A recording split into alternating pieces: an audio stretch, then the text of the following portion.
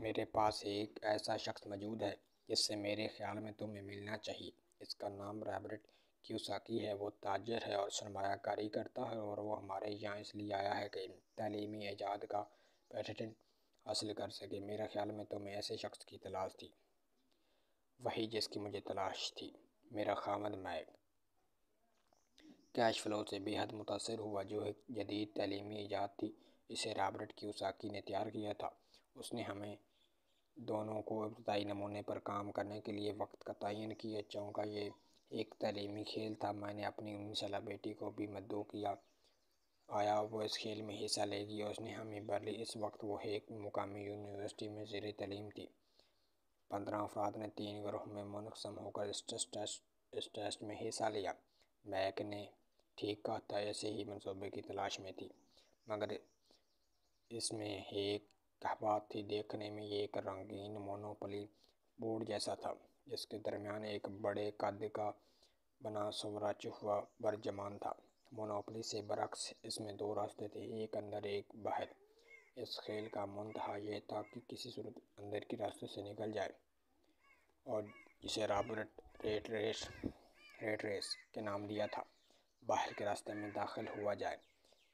اس میں وہ fast track کہتا ہے۔ رابرٹ کہتا ہے کہ فاسٹ ٹریک اس بات کی نشاندہی کرتا ہے کہ امیر لوگ حقیقی زندگی سے کون سے طریقے اپناتے ہیں۔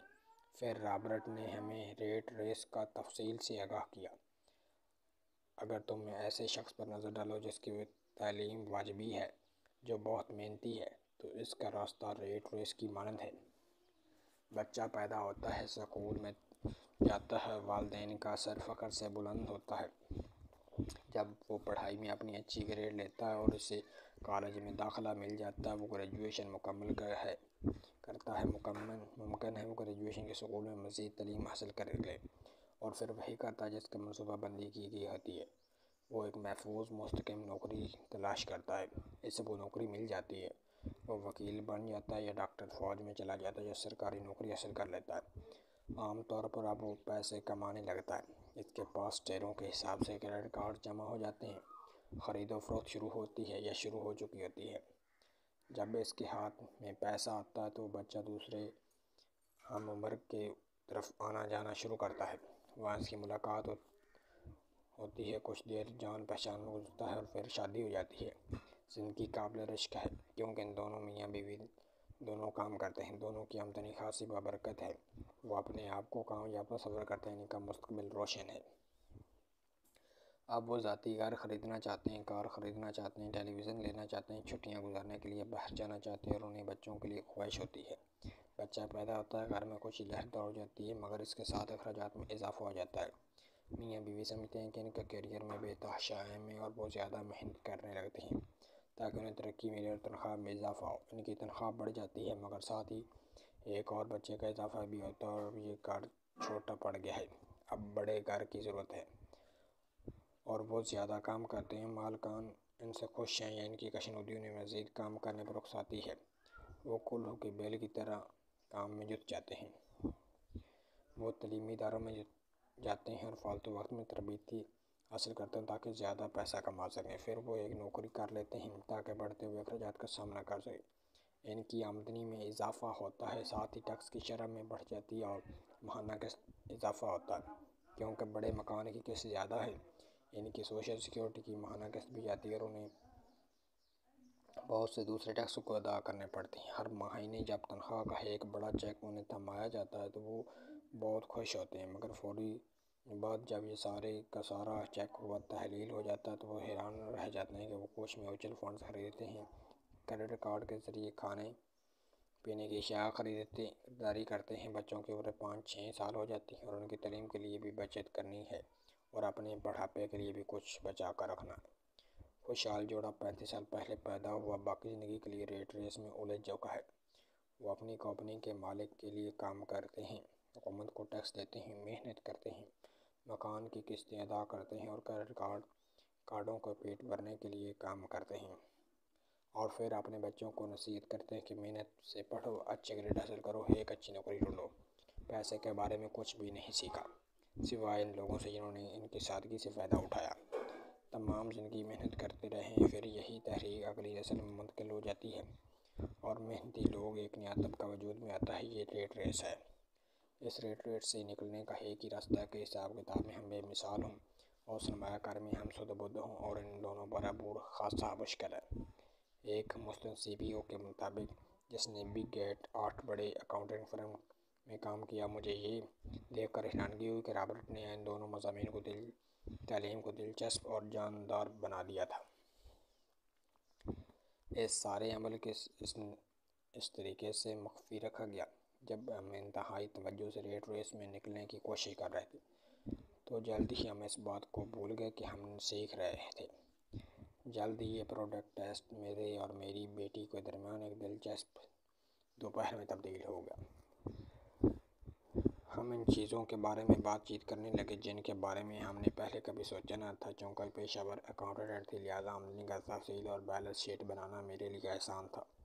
چنانچہ میں نے اپنی بیٹی اور دوسروں کی مدد کرنا شروع کر دی اور انہیں ایسی چیزیں بتلائیں جن کے بارے میں ان کو معلومات نہ ہونے کے برابر تھی۔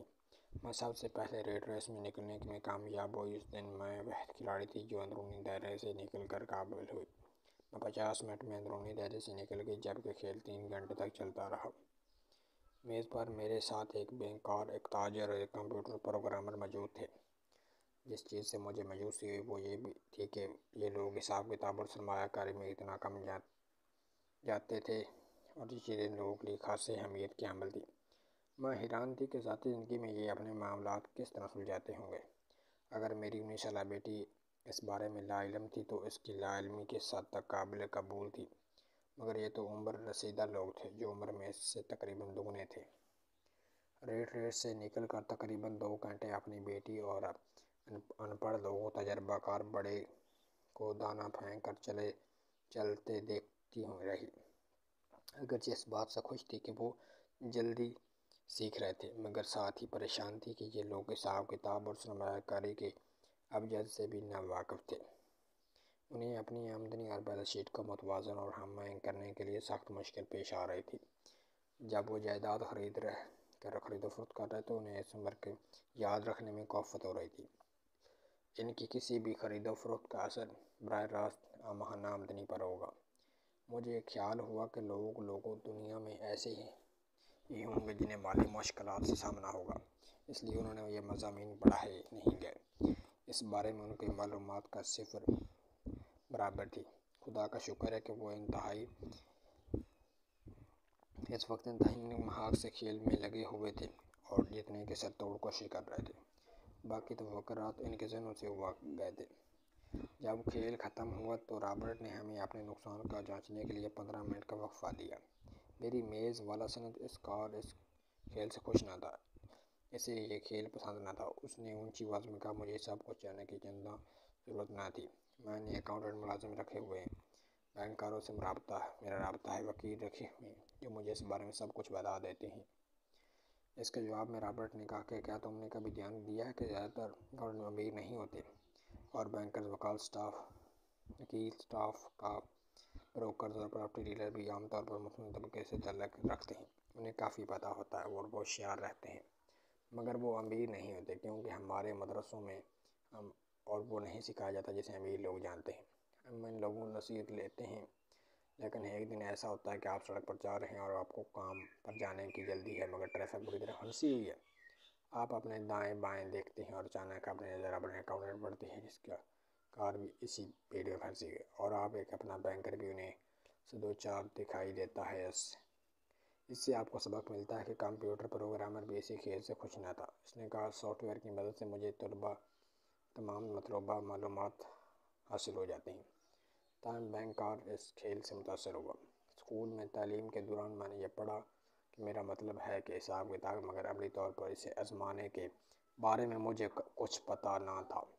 اب مجھے پتہ چلا ہے مجھے ریٹ ریس سے باہر نکلنے کی ضرورت ہے۔ مگر میری بیٹی اس کھیل کے متعلق جو کچھ کہا اس میں متاثر ہوئی۔ مجھے اس پڑھائی پر مزہ آیا۔ اس نے کہا، پیسہ جس طرح کام کرتا ہے، سرمایہ کاری کے بارے میں مجھے بہت کچھ معلوم ہوا۔ میرے پاس ایک ایسا شخص موجود ہے جس سے میرے خیال میں تمہیں ملنا چاہیے۔ اس کا نام رابرٹ کیوساکی ہے وہ تاجر ہے اور سرمایہ کاری کرتا ہے، اور وہ ہمارے یہاں اس لیے آیا ہے کہ تعلیمی ایجاد کا پیٹنٹ حاصل کر سکے۔ میرے خیال میں تمہیں ایسے شخص کی تلاش تھی، وہی جس کی مجھے تلاش تھی۔ میرا خامد میک کیش فلو سے بے حد متاثر ہوا، جو ایک جدید تعلیمی ایجاد تھی۔ اسے رابرٹ کیوساکی نے تیار کیا تھا۔ اس نے ہمیں دونوں کو ابتدائی نمونے پر کام کرنے کے لیے وقت کا تعین کیا، چونکہ یہ ایک تعلیمی کھیل تھا۔ میں نے اپنی 19 سالہ بیٹی کو بھی مدعو کیا، آیا وہ اس کھیل میں حصہ لے گی۔ اس نے ہمیں بھرلی۔ اس وقت وہ ایک مقامی یونیورسٹی میں زیر تعلیم تھی۔ 15 افراد نے 3 گروہوں میں منقسم ہو کر اس ٹیسٹ میں حصہ لیا۔ میک نے ٹھیک کہا تھا، ایسے ہی منصوبے کی تلاش میں تھی، مگر اس میں ایک بات تھی۔ دیکھنے میں یہ ایک رنگین مونوپلی بورڈ جیسا تھا، جس کے درمیان ایک بڑے قد کا بنا سورا چوہا برجمان تھا۔ مونوپلی سے برعکس اس میں 2 راستے تھے، ایک اندر ایک باہر۔ اس کھیل کا منتہا یہ تھا کہ کسی صورت اندر کے راستے سے نکل جائے، اور جسے رابرٹ ریٹ ریس کے نام دیا تھا، باہر کے راستے میں داخل ہوا جائے۔ اس میں وہ فاسٹ ٹریک کہتا ہے۔ رابرٹ کہتا ہے کہ فاسٹ ٹریک اس بات کی نشاندہی کرتا ہے کہ امیر لوگ حقیقی زندگی سے کون سے طریقے اپناتے ہیں۔ پھر رابرٹ نے ہمیں ریٹ ریس کا تفصیل سے آگاہ کیا۔ اگر تم ایسے شخص پر نظر ڈالو جس کی تعلیم واجبی ہے، جو بہت محنتی ہے، تو اس کا راستہ ریٹ ریس کی مانند ہے۔ بچہ پیدا ہوتا ہے، سکول میں جاتا ہے، والدین کا سر فخر سے بلند ہوتا ہے۔ جب وہ پڑھائی میں اپنی اچھی گریڈ لیتا ہے اور اسے کالج میں داخلہ مل جاتا ہے، وہ گریجویشن مکمل کرتا ہے۔ ممکن ہے وہ گریجویشن کے سکول میں مزید تعلیم حاصل کر لے، اور پھر وہی کرتا ہے جس کی منصوبہ بندی کی گئی ہوتی ہے۔ وہ ایک محفوظ مستحکم نوکری تلاش کرتا ہے، اسے وہ نوکری مل جاتی ہے، وہ وکیل بن جاتا ہے یا ڈاکٹر، فوج میں چلا جاتا ہے یا سرکاری نوکری حاصل کر لیتا ہے۔ عام طور پر اب وہ پیسے کمانے لگتا ہے، اس کے پاس ٹیروں کے حساب سے کریڈٹ کارڈ جمع ہو جاتے ہیں، خرید و فروخت شروع ہوتی ہے یا شروع ہو چکی ہوتی ہے۔ جب اس کے ہاتھ میں پیسہ آتا ہے تو وہ بچہ دوسرے ہم عمر کے طرف آنا جانا شروع کرتا ہے۔ وہاں اس کی ملاقات ہوتی ہے، کچھ دیر جان پہچان میں گزرتا ہے، اور پھر شادی ہو جاتی ہے۔ زندگی قابل رشک ہے، کیونکہ ان دونوں میاں بیوی دونوں کام کرتے ہیں، دونوں کی آمدنی خاصی بابرکت ہے۔ وہ اپنے آپ کو کامیاب تصور کرتے ہیں، ان کا مستقبل روشن ہے۔ اب وہ ذاتی گھر خریدنا چاہتے ہیں، کار خریدنا چاہتے ہیں، ٹیلی ویژن لینا چاہتے ہیں، چھٹیاں گزارنے کے لیے باہر جانا چاہتے ہیں، اور انہیں بچوں کے لیے خواہش ہوتی ہے۔ بچہ پیدا ہوتا ہے، گھر میں کچھ لہر دوڑ جاتی ہے، مگر اس کے ساتھ اخراجات میں اضافہ ہو جاتا ہے۔ میاں بیوی سمجھتے ہیں کہ ان کے کیریئر میں بے تحاشا اہم ہے، اور وہ زیادہ محنت کرنے لگتے ہیں تاکہ انہیں ترقی ملے اور تنخواہ میں اضافہ ہو۔ ان کی تنخواہ بڑھ جاتی ہے، مگر ساتھ ہی ایک اور بچے کا اضافہ بھی ہوتا ہے، اور اب یہ گھر چھوٹا پڑ گیا ہے، اب بڑے گھر کی ضرورت ہے، اور وہ زیادہ کام کرتے ہیں۔ مالکان ان سے خوش ہیں یا ان کی کشنودی انہیں مزید کام کرنے پر اکساتی ہے۔ وہ کلہوں کے بیل کی طرح کام میں جت جاتے ہیں۔ وہ تعلیمی اداروں میں جاتے ہیں اور فالتو وقت میں تربیتی حاصل کرتے ہیں تاکہ زیادہ پیسہ کما سکیں۔ پھر وہ ایک نوکری کر لیتے ہیں تاکہ بڑھتے ہوئے اخراجات کا سامنا کر سکیں۔ ان کی آمدنی میں اضافہ ہوتا ہے، ساتھ ہی ٹیکس کی شرح میں بڑھ جاتی ہے اور ماہانہ قسط اضافہ ہوتا ہے، کیونکہ بڑے مکان کی قسط زیادہ ہے۔ ان کی سوشل سیکیورٹی کی ماہانہ قسط بھی جاتی ہے، اور انہیں بہت سے دوسرے ٹیکس کو ادا کرنے پڑتے ہیں۔ ہر مہینے جب تنخواہ کا ایک بڑا چیک انہیں تھمایا جاتا ہے تو وہ بہت خوش ہوتے ہیں، مگر فوری بعد جب یہ سارے کا سارا چیک تحلیل ہو جاتا ہے تو وہ حیران رہ جاتے ہیں کہ وہ کوش میوچل فنڈز خریدتے ہیں، کریڈٹ کارڈ کے ذریعے کھانے پینے کی اشیاء خریداری کرتے ہیں، بچوں کی عمر 5-6 سال ہو جاتی ہے، اور ان کی تعلیم کے لیے بھی بچت کرنی ہے، اور اپنے بڑھاپے کے لیے بھی کچھ بچا کر رکھنا ہے۔ خوشحال جوڑا 35 سال پہلے پیدا ہوا، باقی زندگی کے لیے ریٹ ریس میں الجھ چکا ہے۔ وہ اپنی کمپنی کے مالک کے لیے کام کرتے ہیں، حکومت کو ٹیکس دیتے ہیں، محنت کرتے ہیں، مکان کی قسطیں ادا کرتے ہیں، اور کریڈٹ کارڈوں کو پیٹ بھرنے کے لیے کام کرتے ہیں، اور پھر اپنے بچوں کو نصیحت کرتے ہیں کہ محنت سے پڑھو، اچھے گریڈ حاصل کرو، ایک اچھی نوکری ڈھونڈو۔ پیسے کے بارے میں کچھ بھی نہیں سیکھا، سوائے ان لوگوں سے جنہوں نے ان کی سادگی سے فائدہ اٹھایا۔ تمام زندگی محنت کرتے رہے ہیں، پھر یہی تحریک اگلی نسل میں منتقل ہو جاتی ہے، اور محنتی لوگ ایک نیا طبقہ وجود میں آتا ہے۔ یہ ریٹ ریس ہے۔ اس ریٹ سے نکلنے کا ایک ہی راستہ ہے کہ حساب کتاب میں ہم بے مثال ہوں اور سرمایہ کاری میں ہم سود بدھ ہوں، اور ان دونوں برابر خاصا مشکل ہے۔ ایک مسلم CEO کے مطابق، جس نے بگ 8 بڑے اکاؤنٹنگ فرم میں کام کیا، مجھے یہ دیکھ کر حیرانگی ہوئی کہ رابرٹ نے ان دونوں مضامین کو تعلیم کو دلچسپ اور جاندار بنا دیا تھا۔ اس سارے عمل کے اس طریقے سے مخفی رکھا گیا۔ جب ہم انتہائی توجہ سے ریٹ ریس میں نکلنے کی کوشش کر رہے تھے تو جلد ہی ہم اس بات کو بھول گئے کہ ہم سیکھ رہے تھے۔ جلد ہی یہ پروڈکٹ ٹیسٹ میرے اور میری بیٹی کے درمیان ایک دلچسپ دوپہر میں تبدیل ہو گیا۔ ہم ان چیزوں کے بارے میں بات چیت کرنے لگے جن کے بارے میں ہم نے پہلے کبھی سوچا نہ تھا۔ چونکہ پیشہ ور اکاؤنٹنٹ تھی، لہٰذا آمدنی کا تفصیل اور بیلنس شیٹ بنانا میرے لیے آسان تھا۔ چنانچہ میں اپنی بیٹی اور دوسروں کی مدد کرنا شروع کر دی اور انہیں ایسی چیزیں بتلائیں جن کے بارے میں ان کو معلومات نہ ہونے کے برابر تھیں۔ میں سب سے پہلے ریٹ ریس میں نکلنے میں کامیاب ہوئی۔ اس دن میں وہ کھلاڑی تھی جو اندرونی دائرے سے نکل کر قابل ہوئی۔ میں 50 منٹ میں اندرونی دائرے سے نکل گئی، جبکہ کھیل 3 گھنٹے تک چلتا رہا۔ میز پر میرے ساتھ ایک بینکار، ایک تاجر اور ایک کمپیوٹر پروگرامر موجود تھے۔ جس چیز سے مجھے مایوسی ہوئی وہ یہ بھی تھی کہ یہ لوگ حساب کتاب اور سرمایہ کاری میں اتنا کم جاتے تھے، اور یہ چیزیں ان لوگوں کے لیے خاصی اہمیت کی حامل تھی۔ میں حیران تھی کہ ذاتی زندگی میں یہ اپنے معاملات کس طرح سلجھاتے ہوں گے۔ اگر میری 19 سالہ بیٹی اس بارے میں لا علم تھی تو اس کی لا علمی کس حد تک قابل قبول تھی، مگر یہ تو عمر رسیدہ لوگ تھے جو عمر میں اس سے تقریباً دوگنے تھے۔ ریٹ ریس سے نکل کر تقریباً 2 گھنٹے اپنی بیٹی اور ان پڑھ لوگوں، تجربہ کار بڑے کو دانا پھینک کر چلتے دیکھتی رہی۔ اگرچہ اس بات سے خوش تھی کہ وہ جلدی سیکھ رہے تھے، مگر ساتھ ہی پریشان تھی کہ یہ لوگ حساب کتاب اور سرمایہ کاری کے ابجد سے بھی ناواقف تھے۔ انہیں اپنی آمدنی اور بیلنس شیٹ کو متوازن اور ہم آہنگ کرنے کے لیے سخت مشکل پیش آ رہی تھی۔ جب وہ جائیداد خرید و فروخت کر رہے تو انہیں اس عمر کو یاد رکھنے میں کوفت ہو رہی تھی۔ ان کی کسی بھی خرید و فروخت کا اثر براہ راست ماہانہ آمدنی پر ہوگا۔ مجھے خیال ہوا کہ لوگوں دنیا میں ایسے ہی ہوں گے جنہیں مالی مشکلات سے سامنا ہوگا، اس لیے انہوں نے یہ مضامین پڑھائے نہیں گئے۔ اس بارے میں ان کی معلومات کا صفر برابر تھی۔ خدا کا شکر ہے کہ وہ اس وقت انتہائی محاق سے کھیل میں لگے ہوئے تھے اور جیتنے کی سر توڑ کوشش کر رہے تھے۔ باقی توقعات ان کے ذہنوں سے اڑ گئے تھے۔ جب کھیل ختم ہوا تو رابرٹ نے ہمیں اپنے نقصان کو جانچنے کے لیے 15 منٹ کا وقفہ دیا۔ میری میز والا سند اس کھیل سے خوش نہ تھا۔ اسے یہ کھیل پسند نہ تھا۔ اس نے اونچی آواز میں کہا، مجھے سب کچھ جاننے کی چندہ ضرورت نہ تھی۔ میں نے اکاؤنٹنٹ ملازم رکھے ہوئے ہیں، بینکاروں سے میرا رابطہ ہے، وکیل رکھے ہوئے ہیں جو مجھے اس بارے میں سب کچھ بتا دیتے ہیں۔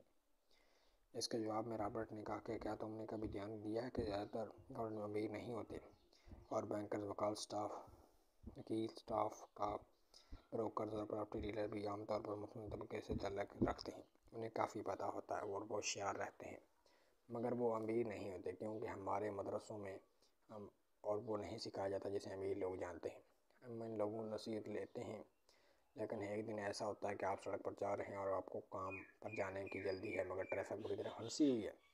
آپ اپنے دائیں بائیں دیکھتے ہیں اور اچانک اپنی نظر اپنے اکاؤنٹنٹ پڑتی ہے جس کا کار بھی اسی بھیڑ میں پھنسی ہے، اور آپ اپنا بینکر بھی انہیں سے دو چار دکھائی دیتا ہے۔ اس سے آپ کو سبق ملتا ہے کہ کمپیوٹر پروگرامر بھی اسی کھیل سے خوش نہ تھا۔ اس نے کہا، سافٹ ویئر کی مدد سے مجھے تمام مطلوبہ معلومات حاصل ہو جاتی ہیں۔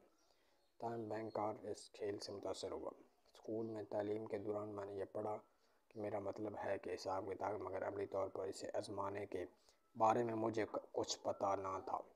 اب مجھے پتہ چلا ہے مجھے ریٹ ریس سے باہر نکلنے کی ضرورت ہے۔ مگر میری بیٹی اس کھیل کے متعلق جو کچھ کہا اس میں متاثر ہوئی۔ مجھے اس پڑھائی پر مزہ آیا۔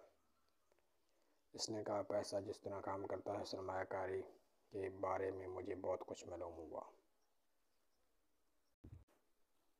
پھر کہنے لگی کہ اب مجھے معلوم ہوا ہے کہ میں ایسا پیشہ چنوں جو میری امیدوں کے عین مطابق ہو، اور محض جاب سیکورٹی کے نقطہ نظر سے کوئی پیشہ اختیار نہ کروں کہ اس میں اتنا تحفظ ہے، اتنے فائدے ہیں یا اتنی تنخواہ ہے۔ جو کچھ حاصل اس کھیل نے مجھے سکھایا ہے اس کے مطابق میں تعلیم کے معاملے میں آزاد ہوں اور وہی تعلیم حاصل کروں گی جس کے لیے میرا دل راضی ہوگا، بجائے وہ تعلیم حاصل کرنے کے لیے کیونکہ مارکیٹ میں اس کی مانگ ہے۔ اگر میں نے سیکھ لیا تو مجھے جاب سیکورٹی کی فکر ہوگی اور نہ سوشل سیکورٹی، جس سے میرے ہم جماعت آج کل دو چار ہیں۔ انہوں نے یہ فکر کھائی جا رہی کہ تعلیم حاصل کرنے کے بعد ان کا کیا بنے گا۔ کھیل کے بعد مجھے رابرٹ سے بات چیت کا موقع نہ ملا، مگر ہم نے فیصلہ کیا کہ اس سلسلے میں ہم دوبارہ ملیں گے اور گفت و شنید کریں گے۔ میں جانتی تھی کہ اس کھیل کے ذریعے وہ دوسرے لوگوں کو مالی معاملات میں خود کفالت سکھانے کا خواہشمند تھا اور میں بھی اس کے منصوبوں کے بارے میں جاننے کی مشتاق تھی۔ میں اور میرے خاوند نے مسٹر اور مسز رابرٹ کے ساتھ اگلے ہفتے عشائیہ پر ملاقات کا بندوبست کیا۔ اگرچہ ہم پہلی دفعہ ملے تھے، مگر یوں لگتا جیسے ہم مدتوں سے ایک دوسرے کو جانتے ہیں۔ ہمیں اندازہ ہوا کہ ہماری بہت سی قدریں مشترک تھیں۔ ہم نے سپورٹس کے بارے میں بات چیت کی، ڈراموں پر تبصرہ کیا، ریستورانوں کے متعلق گفتگو کی اور بہت سے دوسرے سماجی معاشی مسائل زیر بحث آئے۔ بدلتی ہوئی دنیا کے بارے میں گفتگو کی۔ ہم نے اس مسئلے پر خصوصی توجہ دی کہ امریکیوں کی کثیر تعداد ریٹائرمنٹ کے بعد زندگی کے کچھ پس انداز نہیں کرتی اور سوشل سیکیورٹی اور علاج کے معالجے کے زیر انتظام کے دیوالیہ پن کے باعث انہیں بعد ازاں انتہائی تنگی کا سامنا ہوتا ہے۔ کیا میرے بچوں کو 75 ملین ریٹائرڈ لوگوں کو دیکھ بھال کے لیے ادائیگی کرنا پڑے گی؟ ہم حیران تھے کہ لوگ پنشن کے منصوبوں کو خطرات کیوں محسوس نہیں کرتے۔ رابرٹ کو زیادہ توجہ امیری اور غریبی بڑھتے ہوئے تضاد پر تھی۔ رابرٹ نے مروجہ تعلیمی شیڈول سے ہٹ کر خود ہی سیکھا اور خود ہی پیسہ بنایا۔ وہ پوری دنیا کا چکر لگا چکا تھا، جگہ جگہ لیکچر دیتا، لوگوں کو دل بہلاتا اور اسی طرح جو پیسہ اکٹھا ہوا اس سے اس نے ہوش مند سرمایہ کاری کی اور 47 سال کی عمر میں ریٹائر ہو گیا۔ وہ دوبارہ فقط اس لیے متحرک ہوا کہ میری طرح اس سے بھی اپنے بچوں کے مستقبل کی فکر تھی۔ وہ جانتا تھا کہ دنیا بدل چکی ہے مگر تعلیم وہی ہے، اس میں تبدیلی نہیں ہوئی۔ اس کے خیال میں بچے کا نکارہ تعلیم کے حصول میں سالہ سال ضائع کر دیتے ہیں۔ انہیں وہ مضامین پڑھائے جاتے ہیں جن سے بعد ازاں ان کا کوئی واسطہ نہیں پڑا گا۔ انہیں ایک ایسی دنیا کے لیے تیار کیا جا رہا ہے جو کبھی ختم ہو چکی ہے۔ آج کل سب سے خطرناک نصیحت آپ اپنے بچوں کو کر سکتے ہیں کہ وہ یہ کہ اسکول جاؤ، اچھے گریڈ حاصل کرو اور محفوظ اور ایک اچھی نوکری حاصل کرو۔ وہ کہنا چاہتا ہے کہ یہ پرانی نصیحت ہے اور یہ بری نصیحت۔ اگر آپ دیکھ سکتے ہیں کہ آج کل ایشیا میں یا یورپ، ساؤتھ امریکہ میں کیا ہو رہا ہے تو آپ اتنے ہی متفکر ہوتے جتنا میں ہوں۔ اسے یقین ہے کہ یہ بری نصیحت ہے کیونکہ اگر آپ چاہتے ہیں کہ آپ کو بچے کا معاشی مستقبل محفوظ ہو تو پھر وہ پرانے اصولوں کے تحت کامیاب نہیں ہوں گے۔ اس میں بہت خطرہ ہے۔ میں اس سے پوچھا، پرانے اصولوں سے تمہاری کیا مراد ہے؟ کہنے لگا، ہمارے جیسے لوگ کھیل کے دوران جو اصول پیش نظر رکھتے ہیں وہ تم سے مختلف ہیں۔ پھر کہنے لگا، جب ایک کارپوریشن اپنے اسٹاف میں کمی کرنا چاہتی ہے تو وہ پھر کیا ہوتا ہے؟ بہت مشکل ہوتی ہے۔ جب لوگوں کو اچانک یہ جھٹکا لگتا ہے کہ انہیں فکریں گھیر لیتی ہیں اور ان کا خاندان والوں کو ٹھیس لگتی ہے، بے روزگاری میں اضافہ ہوتا ہے۔ میں نے کہا، یہ سب ٹھیک ہے مگر کمپنی پر کیا بیتتی ہے، خاص طور پر ایک عوامی کمپنی پر؟ اسٹاک ایکسچینج میں اس کے ساتھ کیا ہوتا ہے؟ عام طور پر جب کمپنی چھانٹی کا اعلان کرتی تو اسٹاک کی قیمت اوپر چلی جاتی ہے۔ میں نے کہا، مارکیٹ اس چیز کو پسند کرتی ہے کیونکہ اس طرح کمپنی کے اخراجات میں کمی واقع ہوتی ہے۔ یہ کمی خواہ افرادی قوت کو مؤثر بنا کر لی جائے، پھر خود کار مشینوں کے استعمال میں اضافے سے جو انسانوں کے مقابلے میں زیادہ کارآمد ہوں۔ یہ ٹھیک ہے، اس نے کہا، جب اسٹاک کی قیمت بڑھتی ہے تو میرے جیسے لوگ یعنی شیئر ہولڈر زیادہ امیر ہو جاتے ہیں۔ مختلف اصولوں سے میرا یہی مطلب ہے، مزدوروں کا نقصان ہوتا ہے، مالکان اور سرمایہ کار فائدے میں رہتے ہیں۔ رابرٹ نہ صرف ایک آجر اور ملازم کا فرق بیان کر رہا تھا بلکہ یہ بھی بتلا رہا تھا کہ آپ کس طرح اپنی تقدیر کو اپنے بس میں کر سکتے ہیں۔ بجائے کہ اس کے باغ ڈور کسی اور کو سونپ دیں۔ مگر آپ لوگ نہیں جانتے کہ ایسا کیوں ہوتا ہے۔ میں نے کہا، وہ صرف یہ کہتے ہیں کہ ان کے ساتھ زیادتی ہوئی ہے، اس لیے میں کہتا ہوں کہ بچوں کو اتنا محض سکول جاؤ اور اچھے گریڈ حاصل ہو دانش مندی سے بعید ہے۔ اس نے کہا کہ یہ فرض کر لینا کہ پرلے درجے کی جہالت کے سکول میں بچہ تعلیم جو حاصل کر رہا ہے وہ گریجویشن کے بعد جب دنیا کا سامنا کرے گا تو اس کے لیے کافی ہوگا۔ ہر بچے کو مزید تعلیم کی ضرورت ہے، ایک مختلف تعلیم، اور انہیں نئے اصولوں کے بارے میں جاننا ہوگا۔ پیسے کے بارے میں کچھ ایسے قوانین ہیں جو امیر لوگوں سے مخصوص ہیں، اس نے کہنا شروع کیا، اور باقی 95% لوگ کھیل سے کے دوران قوانین اپناتے ہیں جو کہ انہیں سکول اور گھر میں سیکھے ہوئے۔ اس لیے آج کل بچے سے صرف اتنا کہنا محنت سے پڑھائی کرو اور اچھی نوکری ڈھونڈو کافی نہیں، اور کسی حد تک خطرناک ہے۔ آج کے بچوں کو زیادہ ملی جلی پڑھائی کی ضرورت ہے، اس میں یہ صلاحیت اجاگر کرنی کہ وہ غلط استدلال سے سچ کو جھوٹ اور جھوٹ کو سچ ثابت کرے۔ موجودہ نظام تعلیم اس کی جان ہے۔ مجھے اس بات کی قطعی پرواہ نہیں کہ سکول میں کتنے کمپیوٹر ہیں یا تعلیم پر کتنا پیسہ لگ رہا ہے۔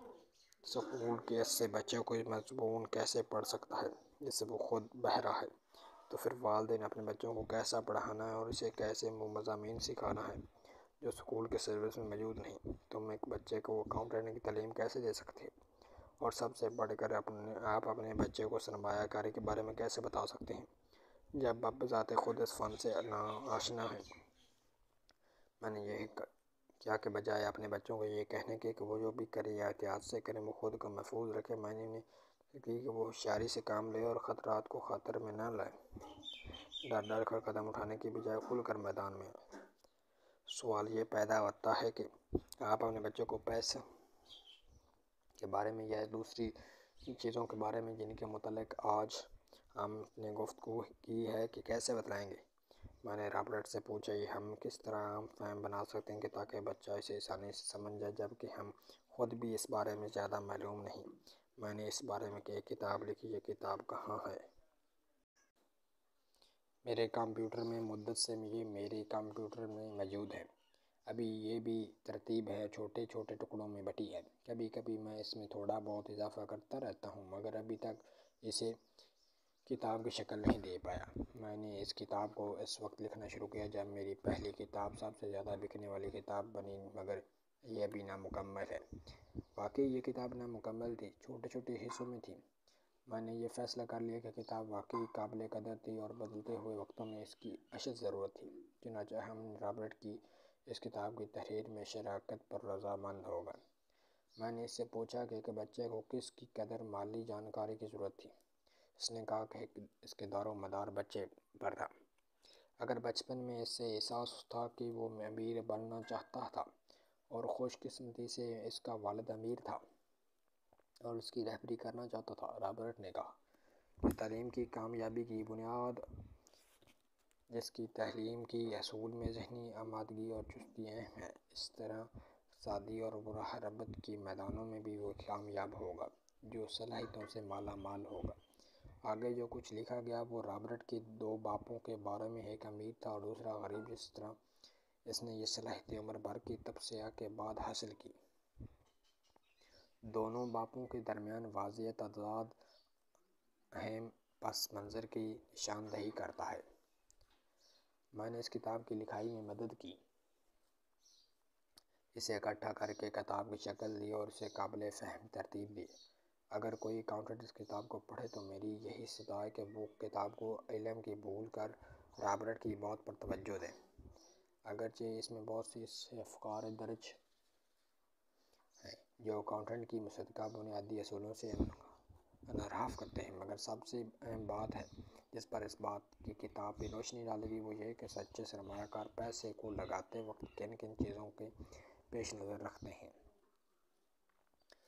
جب ہم اپنے والدین اپنے بچوں کو سکول جانے کی نصیحت کرتے ہیں، انہیں محنت کی تلقین کرتے ہیں اور انہیں اچھی نوکری کی حاصل کرنے کا مشورہ دیتے ہیں تو عام طور پر یہ سب کچھ عدم کرتے ہیں، کیونکہ شروع میں سے ہمارے دماغ میں یہ بات ڈالی گئی کہ یہی راستہ درست ہے۔ جب شروع میں رابرٹ سے ملی تو اسے انقلابی خیالات سن کر میرے ذہن کو دھچکا لگا۔ 2 باپوں نے اس کی پرورش کی تھی، دونوں کا خیال الگ تھا اور دونوں ہی اسے اپنے اپنے طریقے پر چلانا چاہتے تھے، یعنی اس کے پیش نظر ایک کی بجائے 2 مقاصد تھے۔ اس کی تعلیم کی یافتہ اسے فرم میں ملازمت کی حاصل کی تھی اور اس کے امیر باپ نے اسے فرم کھولنے کے بارے میں کہا تھا۔ دونوں کے لیے تعلیم کی ضرورت تھی، مگر اس کی تعلیمی مضامین کو یکسر مختلف تھے۔ اس کی تعلیم یافتہ باپ نے اسے ایک چست و چالاک فرد بننے میں اس کی حوصلہ افزائی کی اور اس کے امیر باپ نے اسے سکھلایا کہ چست و چالاک لوگوں کو کیسے ملازم رکھنا جاتا ہے۔ 2 باپوں کی وجہ سے اسے کافی مشکلات پیش آئے۔ رابرٹ کا اصل باپ ریاست ہوائی میں تعلیم کا سپرنٹنڈنٹ تھا۔ 16 سال کی عمر میں یہ دھمکی کہ اگر تم نے اچھے گریڈ حاصل نہ کیے تو تمہیں اچھی نوکری نہ ملے گی، رابرٹ پر زیادہ کارگر نہ ہوئی۔ اسے پہلے سے معلوم تھا کہ وہ فرم میں ملازمت کی بجائے اپنے فرم کھولے گا۔ حقیقت تو یہ ہے کہ محض تعلیم سے صلاح کار ہٹ درمی اور ضد کی وجہ سے رابرٹ نے کالج میں داخلہ نہ لیا۔ وہ شاید کالج میں جاتا ہی نہیں۔ اس نے خود اعتراف کیا کہ وہ کاروبار اور سرمایہ کاری سے جلد از جلد اپنی جائیداد بنانے کا شائق تھا، مگر آخرکار اس نے ہائی اسکول کے تعلیمی صلاح کار کے آگے ہتھیار ڈال دیے اور کالج میں داخلہ لے لیا۔ سچ تو یہ ہے کہ اس کتاب میں جو کچھ درج ہے وہ اساسی طور پر آج کل کے والدین کی سوچ سے ماورا ہے۔ بہت سے والدین تو بامشکل بچوں کو اسکول بھیجنے میں کامیاب ہوتے ہیں ان اسکولوں سے بدزن کیا جائے، مگر بدلتے وقتوں کے تناظر یہ ضروری کہ ہم نئے جرأت مندانہ خیالات اپنائیں۔ اگر ہم اپنے بچوں کو ملازمتیں حاصل کرنے کی طرف راغب کرتے ہیں تو ہم اپنے بچوں کو یہی نصیحت کرتے ہیں کہ وہ زندگی بھر ٹیکسوں کا بوجھ تلے دبے رہیں، بعد میں پینشن سے بھی محروم رہے۔ اور سچ تو یہ ہے کہ کسی بھی شخص کو آمدنی کا بڑا حصہ ٹیکسوں کی نظر ہو جاتا ہے، اور کچھ خاندان ایسے جو جنوری سے لے کر مئی کے وسط تک جو کماتے ہیں وہی ٹیکسوں میں چلا جاتا ہے۔ نئے خیالات اپنانے کی ضرورت ہے اور یہ کتاب خیالات کو بہم پہنچاتی ہے۔ رابرٹ کا کہنا ہے کہ امیر لوگ اپنے بچوں کو تربیت مختلف انداز میں کرتے ہیں۔ عام طور پر کھانے کی میز پر ہلکی پھلکی گفتگو کے دوران اپنے بچوں کو تعلیم دیتے ہیں، جن کے خیالات کا وہ اظہار کرتے ہیں۔ شاید یہ اپنے بچوں کو ایسی بات چیت سے گریز کریں گے، مگر پھر بھی وہ اپنے آپ کو مشکور ہوں گے۔ آپ اپنی نظر ڈالیں اور میری آپ کو یہی نصیحت ہے کہ تلاش جاری رکھیں۔ میرے خیال میں ایک ماں اور ایک اکاؤنٹنٹ کی حیثیت تعلیم اور اچھی نوکری کا حصول میں تندہی وقت کا ضیاع ہے۔ یہ پرانا خیال ہے کہ آپ اپنے بچوں کو زیادہ جامع تعلیم دیں۔ ہمیں نئے خیالات اور مختلف تعلیم کی ضرورت ہے۔ ایک لحاظ سے یہ بھی اچھی نصیحت ہے۔ اچھی ملازمت کے ساتھ ساتھ اگر وہ اپنا کاروبار شروع کرنے کی کوشش میں لگے رہیں، بالآخر اپنی فرم کھول لیں۔ بطور میری ماں توقع کہ یہ کتاب دوسرے والدین کی رہنمائی کرے گی۔ رابرٹ کی امید ہے کہ وہ لوگ اس بات سے آگاہ کریں کہ دنیا میں کوئی شخص بھی فارغ البال ہو سکتا ہے اگر اس کی خواہش۔ اگر آج تم بے روزگار ہو کر باغبان ہو یا دوسرا کوئی معمولی کام کر رہے تو تم پر خود کو تعلیم یافتہ بنانے کی قابلیت ہے، اور دوسرے جو تمہارے اپنے ہیں انہیں بتا سکتے ہیں کہ وہ مالی طور پر خود مختار ہو سکتے ہیں۔ اس نقطہ کو ذہن میں رکھنا ہے کہ مالیاتی ذہن کو ایک دماغی تحریک ہے جس کے ذریعے ہم اپنی مالی مسائل کو حل ڈھونڈتے ہیں۔ آج کے زمانے میں اپنا روز بروز تبدیلی عمل سے دو چار ہیں۔ آج کچھ ہے کل کچھ۔ صنعتی الیکٹرانک اور آئی ٹی کے میدانوں میں انقلاب برپا ہے۔ جو کچھ ہو رہا ہے اس کے بارے میں سوچنا بھی ناممکن تھا۔ ہمارے پاس جدوائی کرس نہیں، لیکن ایک بات یقینی ہے کہ آگے جو تبدیلیاں وقوع پذیر ہونے والی وہ ہماری سوچ کی حدوں سے باہر ہیں، اور ہم انہیں جانتے ہیں کہ کل کیا ہوگا، مگر جو کچھ بھی ہو رہا ہے ہمارے ہاتھوں میں بنیادی متبادل ہیں۔ یا تو کھیلو یا خود کو محفوظ رکھ کر کھیلو، یا اسے ہوشیاری اور چالاکی سے کھیلو۔ اس کے لیے ہمیں تیاری کرنا ہوگی، نئی ضرورت کے مطابق حاصل کرنی ہوگی، اور ہمیں اپنے بچوں کی مالیاتی صلاحیت کو جھنجھوڑنا ہوگا۔ یہیں پر اس کا تعارف ختم ہوتا ہے، اب چیپٹر وائز کہانی شروع ہوگی۔ امیر باپ اور غریب باپ۔ سبق نمبر 1، رابرٹ کیوساکی کی کہانی، اسی کی زبانی۔ میرے 2 باپ تھے، ایک امیر تھا دوسرا غریب۔ ایک بہت پڑھا لکھا اور ذہین تھا۔ اس کے پاس PhD تھی اور انڈر گریجویشن کا 4 سالہ کورس اس نے 2 سال میں مکمل کیا تھا۔ اس کے بعد اس نے بالترتیب Stanford University, University of Chicago اور نارتھ ویسٹرن یونیورسٹی میں اعلیٰ تعلیم حاصل کی۔ اس حکومت کی طرف سے وظیفہ ملتا رہا۔ میرے دوسرے باپ کا تعلیم کا یہ حال تھا کہ وہ 8ویں جماعت میں بھی مکمل نہ کر پایا تھا۔ دونوں ہی اپنے میدان میں کامیاب تھے اور محنتی تھے، دونوں کی اچھی خاصی آمدن تھی۔ تاہم ان میں سے ایک زندگی بھر پیسے کے لیے تگ و دو کرتا رہا، دوسرا ہوائی کا امیر ترین آدمی بن گیا۔ ایک جب فوت ہوا تو لفاقین کے بتاشا دولت چھوڑ کے دوسرے نے اپنے بچوں پر قرض کا بوجھ چھوڑ گیا۔ دونوں ہی مضبوط تھے، بااثر تھے اور تلمساتی شخصیت کے مالک تھے۔ دونوں ہی مجھے نصیحت کی کہ مگر ایک نے جو کہا وہ دوسرے سے میل نہ کھاتا تھا۔ دونوں ہی تعلیم کے دل دادا تھے مگر تعلیم کے سلیبس کے بارے میں دونوں کو مشوروں کے ایک دوسرے سے یکسر مختلف تھے۔ چھان بین کر سکتا تھا، ان پر غور کر سکتا تھا۔ ایک ان میں سے غریب تھا، دوسرا امیر۔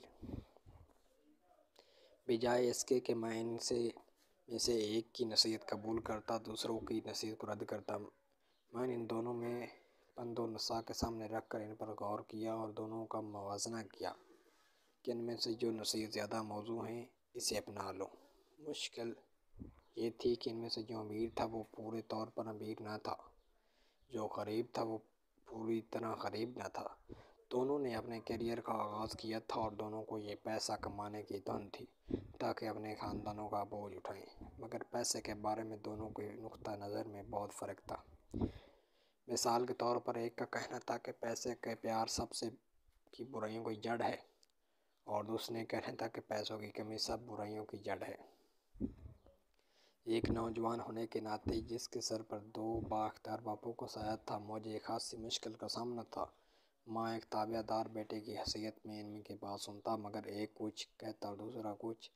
دونوں کی سوچیں مختلف تھیں، خاص طور پر پیسے کے مسئلے پر دونوں کے ذہن و طرز فکر میں زمین آسمان کا فرق تھا۔ نتیجہ یہ نکلا کہ آہستہ آہستہ ان کے نقطہ نظر کے بارے میں مزید جاننے کی خواہش مجھ پر غالب آتی تھی۔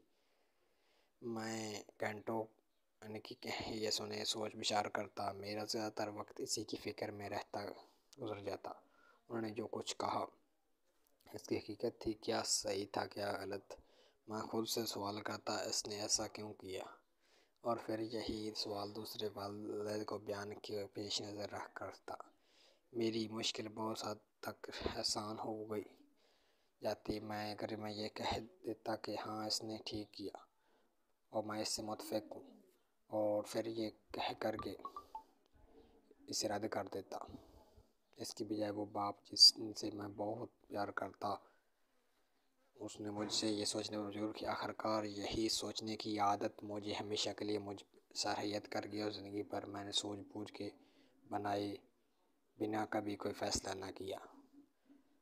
چناؤ کے اس عمل نے مجھے بہت کچھ سکھایا جو آنے والے دنوں میں میرے لیے بہت سود مند رہا۔ اگر میں بغیر سوچے سمجھے ایک کا فیصلہ قبول کرتا اور دوسرے کو رد کرتا تو شاید میں کبھی کامیابی سے ہمکنار نہ ہوتا۔ امیر کے امیر تر ہونے اور غریب کے غریب تر ہونے اور متوسط طبقے کا بوجھ تلے دبے ہونے کی بہت سی وجوہات میں سے سب سے اہم یہ ہے کہ پیسے کے بارے میں اسکول میں تعلیم کے دوران ہمیں بہت کم بتایا جاتا ہے۔ اس کے بارے میں جو تھوڑا بہت ہم جانتے ہیں وہ گھروں میں سیکھتے ہیں۔ ہم میں سے اکثر لوگ پیسے کے بارے میں اپنے والدین سے معلومات حاصل کرتے ہیں، تو پھر ایک غریب والدہ یا والد اپنے بیٹے کو پیسے کے بارے میں کیا بتا پائیں گے؟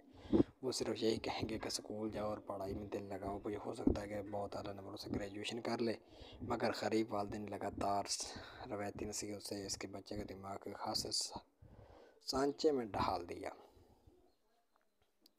پیسے کا مضمون اسکولوں میں نہیں پڑھایا جاتا اور انہیں پیشہ ورانہ تعلیم دی جاتی ہے اور اسے خاصا وزنی مضامین پڑھائے جاتے ہیں، مگر مالیاتی تعلیم سے چشم پوشی کی جاتی ہے۔ اس کا نتیجہ یہ ہوتا ہے کہ اس کے نفس مضمون کے بارے میں ان کی معلومات انتہائی ناقص ہوتی ہے۔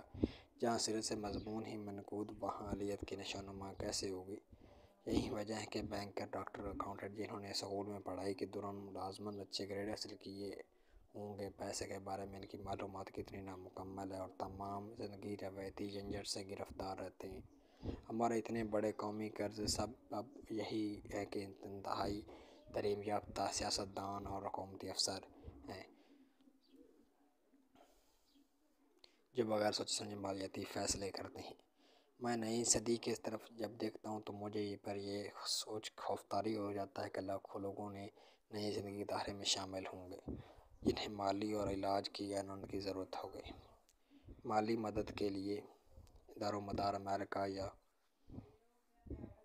اپنے خاندانوں پر ہوگا۔ اس وقت جب علاج، معالجے اور سوشل سیکیورٹی کی ادا کرنے کے لیے خزانے میں پیسے نہ ہوں گے، اس قوم کا کیا بنے گا؟ اگر ان بچوں کے مالیاتی شعور سے دوران تعلیم بیگانہ نہ رکھا گیا اور یہ فرض والدین کے ذمہ چھوڑ دیا گیا کہ وہ اپنے بچوں کو اقتصاد کے بارے میں بتلائیں، جن میں سے زیادہ تر تو غریب ہوں گے یا غربت کی طرف بڑھ رہے ہوں گے، کیونکہ میرے دو باپ بااثر تھے اور ان میں سے ان دونوں نے سیکھا۔ دونوں کی نصیحتوں پر میں اچھی طرح سوچ بچار کرتا رہا، اس طرح مجھے ایک گراں بہا تجربہ حاصل ہوا اور مجھے پتہ چلا کہ انسان خیالات کا اثر کی ذاتی زندگی پر کتنا محیط اور درس ہوتا ہے۔ ایک باپ کہا کرتا کہ میں یہ چیز خریدنے کی استطاعت نہیں رکھتا، دوسرے نے مجھے یہ الفاظ دہرانے سے منع کر دیا۔ اس نے مجھ پر زور دیا کہ میں یہ کہوں کہ میں کس طرح اسے خریدنے کے قابل ہوں۔ ایک بیان اور دوسرا سوال، ایک سے تم قناعت اور صبر شکر اختیار کر لیتے، لیکن دوسرا تمہیں سوچنے پر مجبور کر دیتا۔ میرا جلد امیر ہونے والا باپ یہ الفاظ کہہ کر اس کا مطلب بیان کرتا: میں اسے خریدنے کی استطاعت نہیں رکھتا۔ یہ سوچ کر تمہارا ذہن اس بارے میں سوچ بچار ترک کر دیتا۔ جب آپ سوال کرتے ہو کہ میں اسے کیسے خرید پاؤں گا تو تمہارا ذہن کام میں لگ جاتا ہے۔ اس کا یہ مطلب نہ تھا کہ خواہشات کو بے لگام کر کے جو چاہوں خریدوں۔ ذہن کی مشق اس سے جنون کی حد تک خبت رہتا۔ جو دنیا کی طاقتور ترین کی کمپیوٹر تھا، میرا ذہن روز بروز طاقت پکڑ رہا تھا، کیونکہ میں روزانہ اسے ورزش میں کراتا۔ جوں جوں میں طاقتور ہو گیا، میں زیادہ پیسہ بناتا جاؤں گا۔ یہ جواب میں نے اسے خریدنے کی طاقت نہیں رکھتا ذہنی سستی کی علامت ہے۔ دونوں ہی باپ بہت محنت کرتے، مگر ایک باپ کی عادت تھی کہ جب پیسے کا معاملہ درپیش ہوتا تو وہ لاتعلق ہو جاتا اور اپنے ذہن کو سلا دیتا، اور دوسرا اس وقت متحرک ہو جاتا جس کا نتیجہ برآمد آخرکار ایک دولت مند ہو گیا اور دوسرا مفلس غریب۔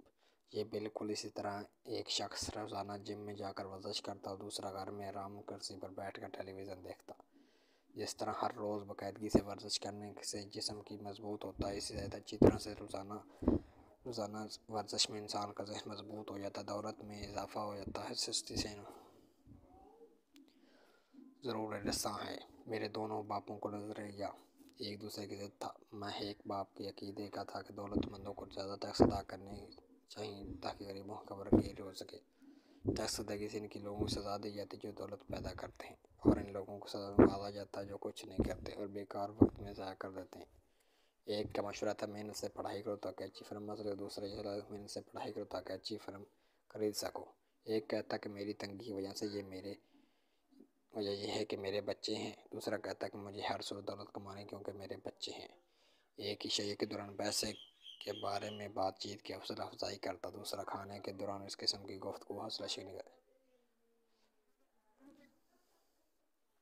کہتا جب پیسے کا معاملہ تو بہت احتیاط کرو، خطرات مول نہ لو، دوسرا کہتا خطرات سے نبرد ماں ہو کر اہلیت پیدا کرو۔ ایک کو یقین تھا کہ ہمارے گھر ہی سب سے بڑی دولت سرمایہ کاری ہے، دوسرا کہتا میرا گھر اضافی بوجھ اور گھر صرف یہی ہماری سرمایہ کاری ہے۔ تو مصیبت کا اندیشہ، دونوں کا وقت پر اپنے واجبات ادا کرتے، ایک شروع میں ادائیگی کرتا، دوسرا سب سے آخر میں۔ ایک کا خیال تھا کہ حکومت یا کمپنی ہماری ضروریات کی دیکھ بھال کرے اور اسے ہر وقت تنخواہ میں اضافہ کی فکر رہتی۔ وہ ریٹائرمنٹ کے بعد مناسب منصوبہ بندی کی تلاش میں لگا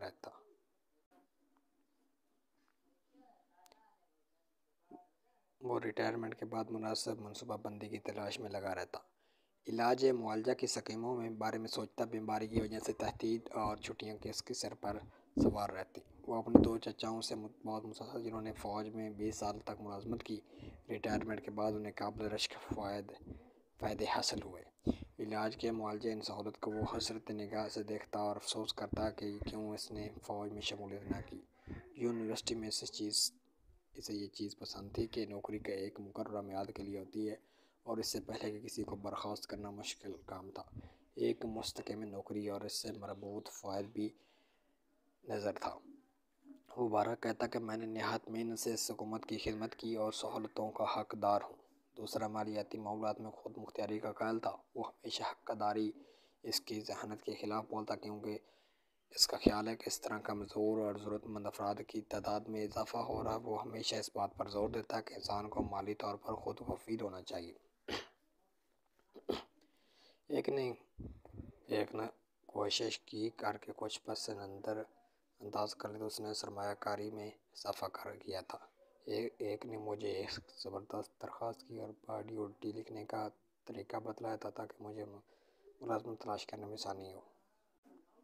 دوسرے نے مجھے مضبوط تجارتی اور مالیاتی منصوبہ بندی کے بارے میں بتلایا تھا تاکہ میں نوکریاں پیدا کر سکوں۔ دو مضبوط باتوں کا زیر اثر رہتے ہوئے مجھے خاصا وقت ملا کہ زندگی پر ان کی دونوں کی نظریات کا اثرات کا گہرا مشاہدہ کر سکوں۔ مجھے یہ بھی پتہ چلا کہ خیالات کے بل بوتے پر ہی لوگ اپنی زندگی سنوارتے ہیں۔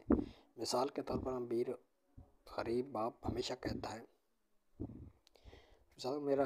ہمیشہ کہتا ہے کہ میں کبھی دولت مند نہ بنوں گا اور آخرکار یہ پیشگوئی سچ ثابت ہوئی۔ اس کے برعکس میرا باپ ہمیشہ خود کو دولت مند تصور کرتا۔ وہ کہا کرتا کہ میں امیر آدمی ہوں اور میرے لوگ یہ نہیں کرتے کہ وہ نہیں کرتے۔ ایک دفعہ سخت خسارہ ہوا اور تقریباً کنگال ہو گیا۔ اس کے باوجود خود کو دولت مند گراتا رہا۔ خود کو حوصلہ دینے کے لیے کہتا رہا کہ غریب ہونے سے کنگال ہونے فرق ہے۔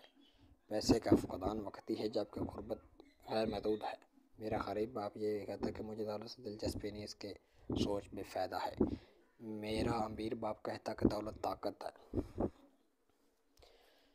ہمارے خیالات کا تخمینہ یا ان کی اہمیت کا اندازہ لگانا شاید ممکن نہیں، مگر بچپن میں ہی مجھ سے اس پر اچھی طرح اندازہ ہو گیا کہ میں اپنے خیالات کا جانچ کروں اور ان کا احتجاج کر سکوں۔ میں نے محسوس کیا کہ میرا غریب باپ اس لیے غریب نہ تھا کہ اس کی آمدنی کم تھی، یہ اچھی خاصی تھی، بلکہ اپنے خیالات اور کارکردگی میں ایسا تھا۔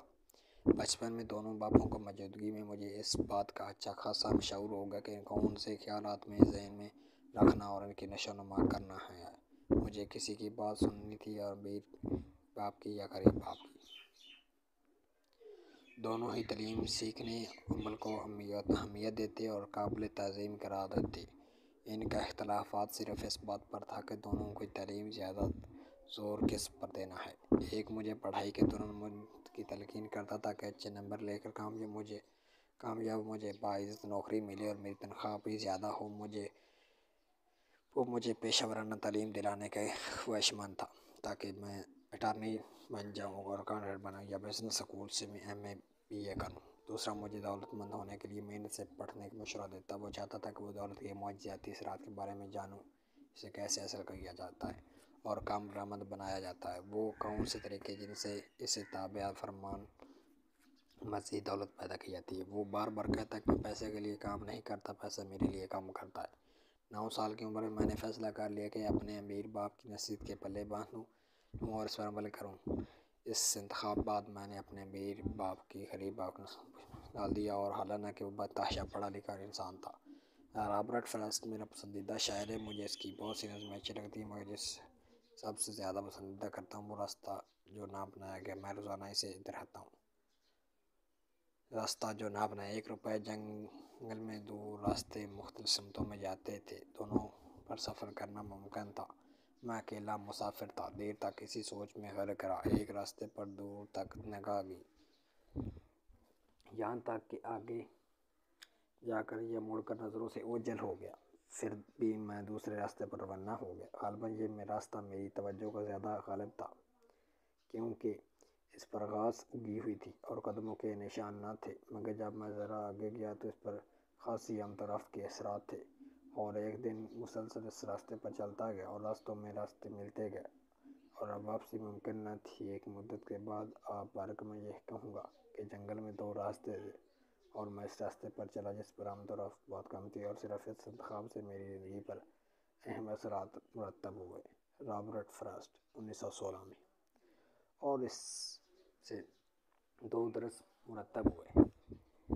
بہرحال میں نے رابرٹ فرسٹ کے اس نظم کے بارے میں سوچا۔ آپ نے پڑھے لکھے باپ کی نصیحت کو نظر انداز کرنے اور دولت کو متعلق ایک مخصوص رویہ اپنانا آسان کام نہ تھا، مگر اس فیصلے کے بدولت میری باقی مانندہ زندگی کا خاکہ بنا۔ جب میں نے یہ فیصلہ کر لیا کہ میں کس کی بات سننی ہے تو وہ دولت کے بارے میں میری تعلیم شروع ہو گئی۔ 30 سال تک میرے دولت مند باپ نے میری تربیت کی، یہاں تک کہ میری عمر 39 سال ہو گئی، اور جب اسے اندازہ ہوا کہ ہم جو اہم نکات میرے کندہ ذہن میں گھسانا چاہتا ہے انہوں نے مجھ میں اچھی طرح قابو پا لیا ہے، تو اس نے مجھے مزید پڑھنا روک دیا۔ دولت طاقت کی قسم ہے مگر اس سے بھی ضروری ہے کہ تعلیم۔ پیسہ آتا جاتا رہتا ہے، لیکن اگر آپ اس بات کا علم ہو کہ پیسے کیسے اپنے چمکادر کھاتا ہے، تو آپ اس پر قابو پا کر ایک بار پھر دولت کما لیتے ہیں۔ مثبت سوچ رکھنے کے باوجود لوگ صرف اس لیے کامیاب نہیں ہوتے کہ سکول میں پڑھائی کے دوران انہیں پیسے کام کرنے کے لیے طریقے سے لا بدل رکھا گیا، چنانچہ زندگی پر پیسے کے لیے کام کرتے ہیں۔ 54 سال کی عمر میں نے شروعات کی تو جو سبق میرے امیر باپ نے مجھے پڑھایا وہ سادہ تھے۔ جب میری پڑھائی مکمل ہوئی تو مجھے اندازہ ہوا کہ صرف 6 سبق تھے جو میں نے 30 سال کے دوران بار بار میرے باپ نے میرے ذہن میں ڈالنے کی کوشش کی۔ یہ کتاب انہی 6 اصولوں کے بارے میں میں نے اتنا آسان فہم بنایا کہ جتنا میرے امیر باپ نے میرے لیے بنائے تھے۔ یہ جوابات نہیں مگر رہنما اصول ہیں، ایسے رہنما اصول جو آپ کو اور آپ کے بچوں کو دولت مند بننے میں مددگار ہوں گے۔ خواہ اس بدلتی ہوئی دنیا میں کوئی سے تغیرات رونما ہوں، یہ اصول ہمیشہ کے لیے روشنی کے منار بن کر آپ کی رہنمائی کرتے رہیں گے۔ پہلا سبق، دولت مند پیسے کے لیے کام نہیں کرتے۔ دوسرا سبق، اقتصادی تعلیم کیوں ضروری ہے۔ تیسرا سبق، اپنے کام سے کام رکھو۔ چوتھا سبق، ٹیکس کی طریقوں اور فرموں کی اہمیت۔ پانچواں سبق، دولت مند پیسوں کی ایجاد کرتے ہیں۔ چھٹا سبق، سیکھنے کے لیے محنت کرو، پیسہ کمانے کے لیے محنت نہ کرو۔ یہیں پر پہلا سبق ختم ہوتا ہے۔ ملاقات ہوگی دوسرے سبق میں۔ دولت مند پیسے کے لیے کام نہیں کرتا۔ ڈیڈ، کیا آپ مجھے بتا سکتے ہیں کہ امیر کیسے ہوا جاتا ہے؟ میرے باپ نے شام کا اخبار ہاتھ سے رکھا۔ بیٹے، آپ امیر کیوں بننا چاہتے ہیں؟ کیونکہ آج جمی کے والد نے نئی کیٹلاگ میں گھوم رہی تھی اور ہفتے کے اختتام پر اپنی سہیلی کاٹیج میں بھی جا رہے تھے۔ 3 دوست ان کے ہمراہ تھے، مگر مجھے اور میک کو انہوں نے مدعو نہیں کیا۔ انہوں نے ہمیں کہا کہ آپ اس لیے کہ ہمیں ساتھ نہیں لے جا رہے تھے کیونکہ ہم بہت غریب تھے۔ کیوں انہوں نے اس طرح کہا؟ میرے باپ نے بے یقینی سے پوچھا۔ بالکل اسی طرح، میں نے غم زدہ لہجے میں کہا۔ میرے باپ نے سر کو ہلایا، عینک کو آنکھوں پر جمایا اور دوبارہ اخبار پڑھنے لگے۔ میں کھڑا جواب کا انتظار کر رہا تھا۔ یہ 1956 کا سال تھا۔ میری عمر اس وقت 9 برس تھی۔ مئی تقدیر سے میں اسی سکول میں تعلیم حاصل کر رہا تھا جہاں زیادہ تر امیروں کے بچے زیر تعلیم تھے۔ جس قصبے میں ہم رہائش پذیر تھے وہاں زیادہ تر گنے کاشت ہوتی ہے۔ کھیتوں کے مالکان دوسرے بااثر لوگوں کے جیسے ڈاکٹر، تاجر، بینکر اپنے بچوں کو زیادہ تر اسی سکول میں بھیجتے ہیں۔ یہاں اول سے لے کر 6ٹھی جماعت تک۔ بعد میں ان کی بچوں کو پرائیویٹ سکول میں بھیج دیا جاتا ہے۔ چونکہ ہمارے گھر گلی کی دوسری طرف واقع تھا جہاں یہ سکول قائم تھا، لہٰذا مجھے بھی اسی سکول میں داخل کیا گیا۔ اگر ہم دوسری جگہ رہ رہے تھے تو مجھے بھی شاید کسی ایسے سکول میں بھیجا جاتا جہاں میرے جیسے بچے تعلیم حاصل کر رہے ہوتے، اور 6ٹھے گریڈ کے بعد پبلک انٹرمیڈیٹ اور ہائی سکول میں چلا جاتا تھا کیونکہ ان کے میرے کوئی پرائیویٹ سکول نہ تھا۔ میرا باپ نے آخر کار اخبار کو نیچے رکھا۔ وہ سوچ میں غرق تھا۔ اس نے ہفتے سے کہنا شروع کر دیا کہ میرے بچے، اگر تم امیر بننا چاہتے ہو تو تمہیں روپے کمانے کا طریقہ سیکھنا پڑے گا۔ میں کیسے روپے کماؤں؟ میں نے پوچھا۔ آپ نے دماغ کو استعمال کر کے بیٹا، وہ مسکرایا۔ اس کا مطلب یہ تھا کہ تم بس اتنا کہوں گا کہ یا کہ مجھے اس سوال کے جواب معلوم نہیں، اس لیے مجھے تنگ نہ کرو۔ ایک شراکت بنتی ہے۔ اگلی صبح میں نے اپنی قریبی دوست مائک کو بتلایا کہ میرے باپ نے کہا تھا کہ جہاں تک میرا خیال ہے کہ اسکول میں میں اور مائک ہی غریب تھے۔ مائک نے بھی بڑی طرح حادثاتی طور پر اسکول میں داخلہ ہوا تھا۔ یہ اسکول اس ڈسٹرکٹ میں واقع تھا جہاں یہ رہتا تھا۔ چنانچہ اس سے امیر بچوں کو اسکول میں داخلہ مل گیا۔ ہم غریب تو نہ تھے، مگر جب دوسرے لوگوں کے نئے نیکوریکس، بیس بال دستانوں اور نئی سائیکلوں پر ہماری نگاہ پڑتی تو ہم خود کو غریب تصور کرتے۔ ہمارے والدین کی ہماری بنیادی ضرورتیں جیسے کھانا پینا، رہنا اور لباس مہیا کرتے ہوئے بس میرا باپ کہا کرتا کہ تمہیں کسی چیز کی ضرورت ہے تو اس کے لیے کام کرو۔ ہمیں بہت سی چیزوں کی ضرورت تھی، مگر 9 سالوں کے بچوں کے لیے کام کا فقدان تھا۔ روپے کمانے کے لیے ہم کیا کریں؟ مائک نے پوچھا۔ مجھے نہیں معلوم، میں نے کہا، مگر تم میرے پارٹنرز بننا چاہتے ہو؟ وہ اس پر راضی ہو گیا۔ اس ہفتے کی صبح ہم دونوں حصہ دار بن گئے۔ صبح دیر تک اب سوچتے رہے کہ پیسہ کس طرح کمایا جاتا ہے۔ اس دوران ہم اپنے بچوں کے بارے میں بھی سوچتے رہے جو زمین کے ساحل کے قریب مزے کر رہے تھے، گندگی کا لطف اٹھا رہے تھے۔ اس سے ہمیں تکلیف ضرور ہوتی، مگر اس کا فائدہ تھا، کیونکہ اس طرح ہم زیادہ یکسوئی سے پیسہ کمانے کے بارے میں مضبوط بناتے رہے۔ آخرکار دوپہر تک اچانک ہمارے ذہنوں میں بجلی کی گوندی طرح ایک خیال پیدا ہوا۔ مائک نے یہ خیال سائنس کی ایک کتاب سے لیا تھا۔ خوش ہو کر انہوں نے زور سے آپس میں ہاتھ ملایا اور صرف پارٹنرشپ کے پاس اب کام کرنے کو کچھ تھا۔ اگلے بہت سے ہفتوں کے دوران میں اور مائک ہمسایوں کی تقریباً تمام گھروں کے دروازے کھٹکھٹاتے رہے اور ان کی درخواست کرتے کہ وہ خالی ٹوتھ پیسٹوں کے ٹیوبیں ہمارے لیے رکھ چھوڑیں۔ بہت سے ہمسایوں نے اس عجیب درخواست پر حیران ہوئے، مگر مسکرا کر انہوں نے حامی بھر لی۔ کچھ نے پوچھا، ہم ان کے خالی ڈبوں کے لیے کیا کریں گے؟ اس کے جواب میں ہم نے کہا کہ ان کو نہیں بتلا سکتے، کیونکہ یہ ایک کاروباری راز تھا۔ میری والدہ میرے اس طرز عمل سے خاصی پریشان تھی۔ واشنگ مشین کے قریب ہم ایک جگہ یہ ٹیوبیں اکٹھی کر رہے تھے۔ وہاں ایک گتے کے ڈبے میں ہم انہیں جمع کر رہے تھے اور روز بروز بڑھتا ڈھیر بڑھ رہا تھا۔ آخرکار تنگ ہو کر میری والدہ نے سخت رویے سے اختیار کیا۔ اس کے ہمسایوں کے استعمال شدہ پچکی ہوئی سڑی مری اور گندی ٹیوبوں کو اپنے گھر میں اکٹھا ہوتے دیکھ کر وہ تنگ آ چکی تھی۔ تم لوگ کیا کر رہے ہو؟ اس نے پوچھا، اور میں یہ بات سننا نہیں چاہتی تھی کہ کاروباری راز ہے، جو کرنا ہے جلد کرو، وگرنہ اس ڈھیر کو اٹھا کر باہر پھینک دوں گی۔ میں اور مائک نے ماں کی منت سماعت کی۔ وہ صرف تھوڑے دن اور صبر کرے، جب ہمارے پاس ذخائر اکٹھا ہو جائے گا اور ہم اپنی پیداوار شروع کر دیں گے۔ تو ہم نے والدہ کو بتلایا کہ ہم اس انتظار میں تھے کہ ہماری ہمسائی کے چند گھروں میں ٹوتھ پیسٹ ٹیوبیں خالی ہو جائیں تاکہ وہ ہمیں مل جائیں۔ میری والدہ نے مجھے 1 ہفتے کی مہلت دے دی۔ پیداوار کے لیے جو تاریخ مقرر کی گئی تھی، اسے تھوڑا آگے سرکا دیا گیا۔ ہم پر سخت دباؤ تھا۔ میری پہلی کاروباری شراکت کو بھی بے دخلی کا خطرہ تھا، اور وہ بھی میری والدہ کی جانب سے۔ مائک کا فرض تھا کہ وہ ہمسایوں کو تاکید کرے کہ وہ جلد از جلد اپنی ٹیوبیں خالی کریں، اور ان سے کہتا کہ دانتوں کو ڈاکٹروں کی نصیحت کے مطابق انہیں دانت زیادہ مرتبہ صاف کرنے چاہئیں۔ میں نے پیداوار کے منصوبے کو مرتب کرنا شروع کیا۔ ایک دن میرے باپ ایک دوست کے ہمراہ اس جگہ آئے جہاں پیداوار کا عمل پورے زور و شور سے جاری تھا۔ دوست قریب آئے تو انہوں نے دیکھا کہ ایک برتن دہکتے ہوئے کوئلوں پر رکھا تھا، جس میں ٹوتھ پیسٹوں کے کولوں کو پگھلایا جا رہا تھا۔ ان دنوں ٹوتھ پیسٹیں پلاسٹک کی ٹیوبوں میں نہیں ہوتی تھیں، انہیں شیشے سے بنایا جاتا تھا۔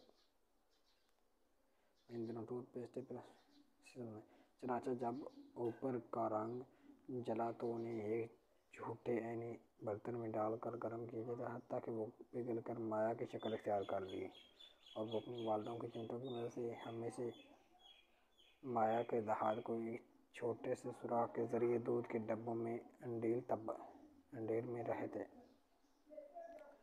دودھ کے ڈبوں کو پلاسٹر آف پیرس میں بھرا گیا تھا، سفید رنگ کا پاؤڈر جو ہر طرف پھیلا ہوا تھا۔ اس لیے پھیلا کر پانی میں ملانے سے پہلے ہی جلد میں میرے ہاتھ سے پلاسٹر آف پیرس کا تھیلا زمین پر گر کر پھٹ گیا اور پاؤڈر کا ایک تہہ فرش پر جم گئی۔ بہر کا طے یا تہوار مہیا کرتا۔ میرے والد اس کے دوست نے بغور ہم کام کرتے ہوئے دیکھا۔ ہم نہایت احتیاط سے گرم مہیا کو پلاسٹر آف پیرس کے میں ڈال رہے تھے، جنہیں دودھ کے خالی ڈبوں میں رکھا گیا تھا۔ احتیاط سے میرے والد نے کہا۔ میں نے اوپر دیکھے بغیر سر کو ہلا دیا۔ آخرکار انڈیلے کے یہ عمل پایہ تکمیل تک پہنچ گیا۔ میں نے لوہے کے برتن کو زمین پر رکھا اور باپ کی طرف مسکرایا۔ تم لوگ کیا کر اس نے محتاط لہجے میں پوچھا۔ ہم وہی کر رہے جسے مجھے آپ نے امیر بننے کی اجازت۔ میں نے کہا ہاں۔ میک نے مسکرا کر سر ہلاتے ہوئے اقرار کیا۔ دار ہیں۔ اور پلاسٹر کے ان سانچوں میں کیا ہے؟ میرے باپ نے پوچھا۔ ڈیڈ کیا غور سے دیکھو، آپ کو پتہ چل جائے گا۔ میں نے ایک چھوٹے سے تھوڑے سے اپنے سانچوں کو ہلکی پھلکی سے رب لگائی۔ وہ 2 حصوں میں تقسیم ہو گئے۔ اس نے بڑے احتیاط سے اوپر کے حصے کو اٹھایا اور اسے ایک شیشے میں سینکا۔ اس میں سے نکل کر باہر آ گیا۔ میرے خدا، تم اس شیشے کو چاندی کے سکے بنا رہے ہو؟ یہ سچ ہے کہ تم اس شیشے سے چاندی کے سکے بنا رہے ہو؟ میک نے کہا۔ کیونکہ آپ نے ہمیں روپے بنانے کو کہا تھا۔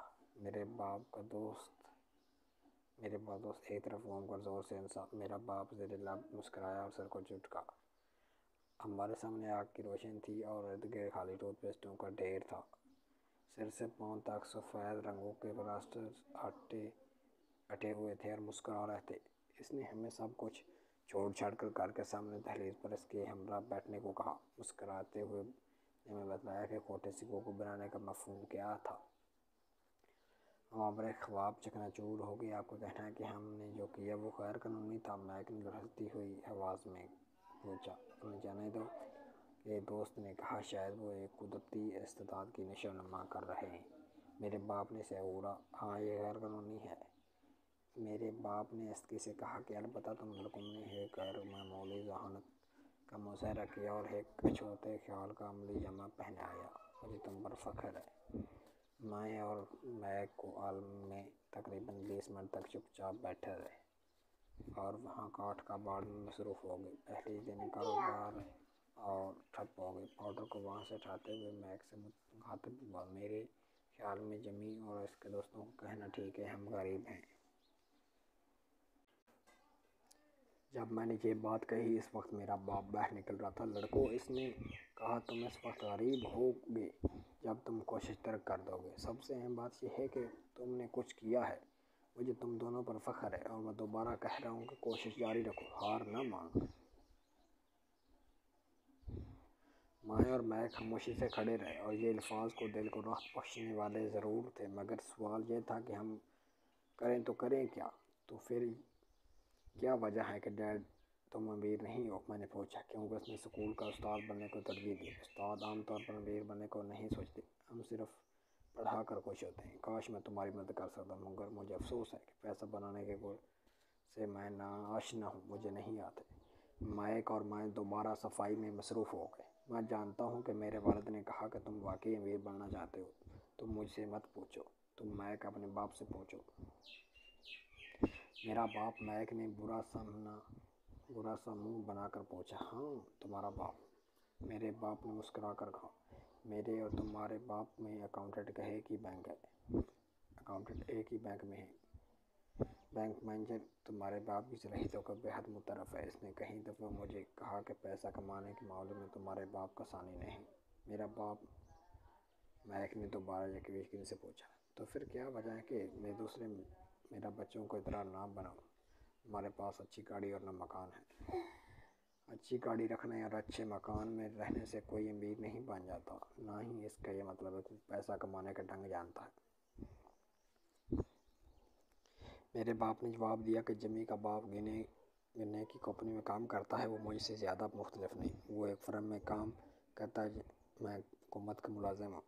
یہ کار اسے کمپنی نے خرید کر دی ہے۔ آج کل گنے کی جس فرم میں وہ ملازم ہے وہ مالی مشکلات سے دوچار ہے۔ ہو سکتا ہے کہ جلد اس کی ملازمت ختم ہو جائے۔ تمہارا باپ مختلف ہے میک۔ وہ ایک مالیاتی سلطنت میں لگا ہے اور مگر میرا اندازہ غلط نہیں تو جلدی وہ بہت دولت مند شخص بن جائے گا۔ اس پر میک ایک بار پھر جوش ہو گئے۔ اور پہلی کاروباری کاوش کو کوڑا کرکٹ کی زیادہ تنہی سے صاف کرنے لگے۔